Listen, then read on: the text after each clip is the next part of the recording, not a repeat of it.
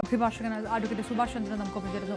ശ്രീ സുഭാഷ് ചന്ദ്രൻ, നിമിഷപ്രിയയുടെ മോചനവുമായി ബന്ധപ്പെട്ട ഒരു വലിയൊരു പ്രതീക്ഷയുടെ ഒരു ഘട്ടത്തിൽ എത്തി നിൽക്കുകയാണ്. അപ്പോൾ ഈ തലാലിൻ്റെ സഹോദരൻ്റെ സമൂഹ മാധ്യമങ്ങളിലെ പ്രതികരണങ്ങൾ വരിക, ഈ ചർച്ച പോസിറ്റീവായിട്ട് തന്നെ മുന്നോട്ട് കൊണ്ടുപോകുന്നു എന്ന് കാന്തപുരം വിഭാഗം പറയുകയും ചെയ്യുക. സ്വാഭാവികമായിട്ടും ഏത് തരത്തിലാണ് താങ്കൾ നോക്കിക്കാണുന്നത്? ഈ ശിക്ഷ നീട്ടിവെച്ചു എന്നുള്ളതിനപ്പുറത്തേക്ക് അതൊരു മരവിപ്പിക്കുക എന്നുള്ളൊരു ഘട്ടത്തിലേക്ക്, ഒരു നിരുപാധികം മാപ്പ് കിട്ടുക എന്നുള്ളൊരു ഘട്ടത്തിലേക്ക് പോകാനുള്ള ഒരു സാധ്യതയൊക്കെ എങ്ങനെ കാണുന്നു ഈ സമയത്ത്?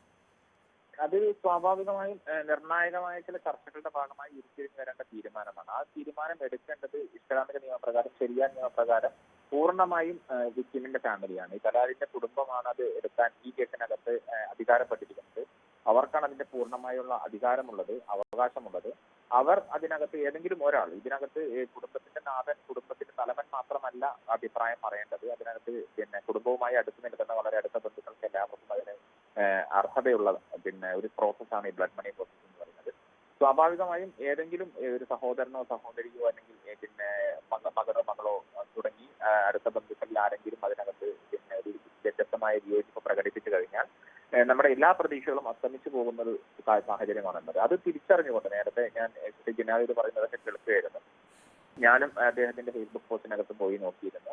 നമ്മൾ പലപ്പോഴും സോഷ്യൽ മീഡിയയിൽ പോരടിക്കുന്ന, അല്ലെങ്കിൽ നമ്മൾ മലയാളികൾ മറ്റ് പല വ്യക്തികളുടെയും പ്രമുഖ വ്യക്തികളുടെയും അവർക്ക് വ്യത്യസ്തമായ അഭിപ്രായങ്ങൾ ഉണ്ടാകുന്ന സമയത്ത് അവരുടെ ഫേസ്ബുക്കിന്റെ അല്ലെങ്കിൽ സോഷ്യൽ മീഡിയ ഹാൻഡിലുകളുടെ ഒക്കെ താഴെ പോയി കൂട്ടമായി ആക്രമിക്കുന്ന ഒരു സാഹചര്യം ഉണ്ടായിട്ടുണ്ട്. പക്ഷെ ഈ കേസിനകത്ത് അത്തരം ഒരു സാഹചര്യത്തിലേക്ക് പോകുന്നത് അവരെ കൂടുതൽ പ്രകോപിപ്പിക്കാൻ മാത്രമേ വഴിയൊരുക്കുകയുള്ളൂ. നമ്മുടെ പ്രവർത്തനങ്ങളെ തടയിടാൻ വേണ്ടി മാത്രമേ, അല്ലെങ്കിൽ പരാജയപ്പെടുത്താൻ വേണ്ടി മാത്രമേ അത് ഉപകരിക്കുകയുള്ളൂ എന്ന് നമ്മൾ തിരിച്ചറിയണം. നമ്മൾ മിണ്ടാതെ നമ്മൾ അവർക്ക് എന്തെങ്കിലും എഴുതണമെങ്കിൽ നമുക്ക് പരമാവധി ചെയ്യാൻ സാധിക്കുക അവരോട് മാപ്പിരക്കുക എന്നുള്ളത് മാത്രമാണ്. ആ കുടുംബത്തോട് നിരുപാധികം നിങ്ങൾക്ക് നിമിഷയെ യഥാർത്ഥത്തിൽ രക്ഷിക്കണം എന്നുള്ള ആഗ്രഹമുണ്ടെങ്കിൽ, നിങ്ങൾക്കത് എഴുതണമെന്നുണ്ടെങ്കിൽ, ഈ അദ്ദേഹത്തിന്റെ പോസ്റ്റിന് താഴെ തന്നെ പോയി എഴുതണമെന്നുണ്ടെങ്കിൽ നിരുപാധികം മാപ്പിരക്കുന്ന ഈ കുടുംബത്തോട് എന്നുള്ള കാര്യം മാത്രമേ എഴുതുക, അല്ല എഴുതാതിരിക്കാൻ വേണ്ടി പരമാവധി ശ്രദ്ധിക്കുക. അല്ലെങ്കിൽ അവരെ അത്തരം, കാരണം സ്വാഭാവികമായി നമ്മൾ എഴുതുന്ന ഭാഷ അവർക്ക് അറിഞ്ഞോളണമെന്നില്ല.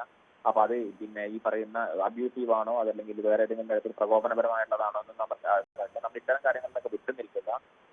നമ്മൾ തന്നെ നിമിഷപ്രിയ ആക്ഷൻ കൗൺസിലായാലും അല്ലെങ്കിൽ ഈ ചർച്ചകൾക്ക് നേതൃത്വം കൊടുക്കുന്നവരെല്ലാവരും നമ്മൾ നിരുപാധികമായി അത് തെറ്റ് സംഭവിച്ചിട്ടുണ്ട്, ആ തെറ്റ് ഞങ്ങൾ അംഗീകരിക്കുന്നു, ആ തെറ്റ് ഞങ്ങൾ മാപ്പിരക്കുന്നു, അതിനാവശ്യമായ പ്രായശ്ചിത്തം ചെയ്യാൻ തയ്യാറാണ്, പ്രായശ്ചിത്ത ധനം ഞങ്ങൾ തരാൻ തയ്യാറാണ് എന്നുള്ള ഒരു അപേക്ഷയാണ് അവരുടെ മുമ്പിൽ വെക്കുന്നത്. ആ അപേക്ഷ സ്വീകരിക്കണോ വേണ്ടതെന്ന് തീരുമാനിക്കുന്നത് സ്വാഭാവികമായും ആ കുടുംബമാണ്.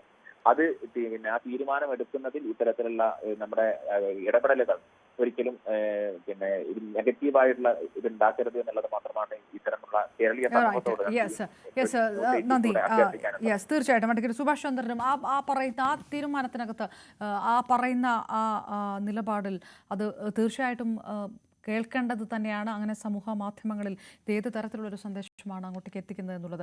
ഇപ്പോൾ നിമിഷപ്രിയയുടെ ഭർത്താവ് ശ്രീ ടോമി തോമസ് നമുക്ക് ചേരുന്നു.